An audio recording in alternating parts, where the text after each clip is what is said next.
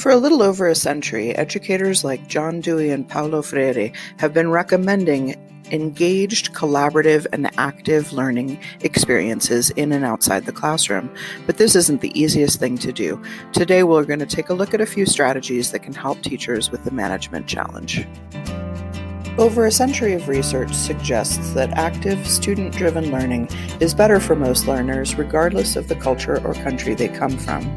Strategies like project-based learning have become popular all over the world and are showing that good, deep academic learning can in fact happen in an active and engaged classroom.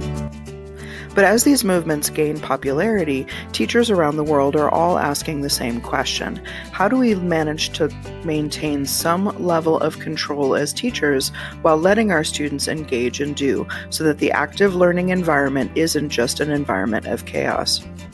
The first classroom management strategy is to create effective groups who are going to address a meaningful project challenge. What's important here is not some magic combination of personalities, but the importance of the meaningful nature and relevant nature of the challenge that they will be undertaking. The more meaningful that is, the more likely they will learn to overcome their frustrations together as a group.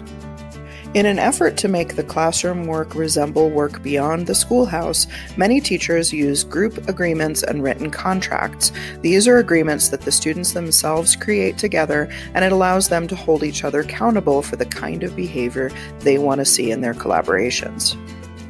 Third, teachers can scaffold good collaboration. Whether it's through learning centers or other activities, we need to make sure that students learn over and over how to be good collaborators and also learn how to overcome the frustrations that arise.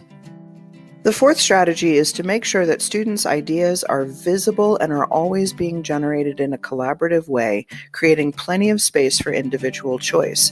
The more visual the ideas are and the more they're generated by the whole group, the more all students will feel an accountability and a responsibility to follow them through.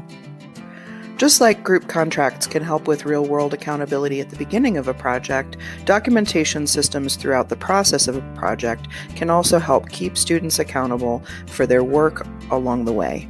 These might include blogs, journals, or other forms of documentation that let the group and the teacher know what they're working on, what they've learned, and what their goals are. The next strategy is that we need to trust our students enough to step back. In my experience, when teachers step back, students always step forward.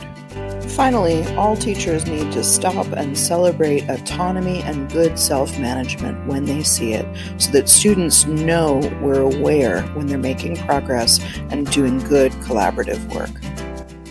And I'll end on the words of Ron Berger, who wrote, "Imagine a school in which to be cool, to fit in, and to be regarded as popular, you have to do quality work and treat others well."